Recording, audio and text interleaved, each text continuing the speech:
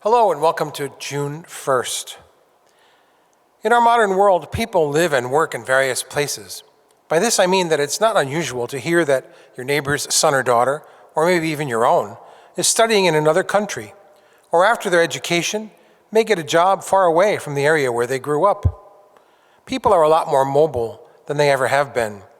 Through the presence of the internet, with texting, FaceTime, and all kinds of other communication, it's both easy and immediate to stay in touch.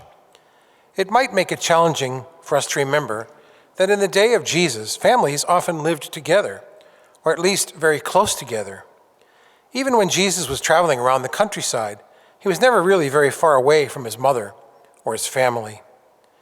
We know that from the scriptures, Mary often came to hear Jesus preach, and that she attended events like the wedding at Cana with him, and that she was standing at the foot of the cross when he died.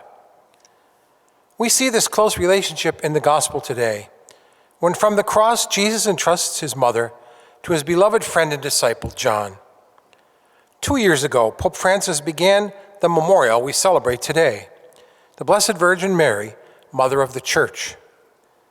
This day reminds all of us that the very real role Mary played as Mother of the Church, reminds us how she cared for Jesus and those that he gave to her at his death.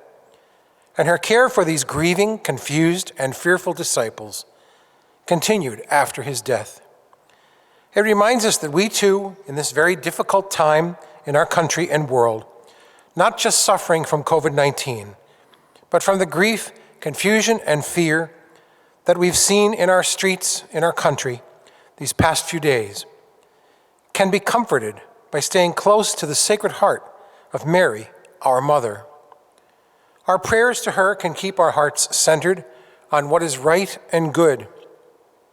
It can help us remember that we are indeed, each of us, in all our differences and diversity, truly children of our Heavenly Father, and of Mary as Mother of us all.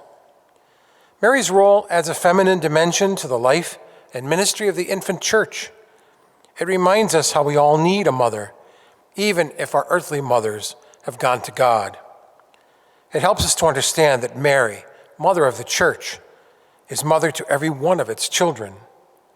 Pray to her for understanding, for empathy and courage, so that we may stand with our brothers and sisters who are hurting and suffering through this very trying time. Pray that Mary, our Mother, may warm the hearts of all with the spirit of her divine Son, Jesus Christ.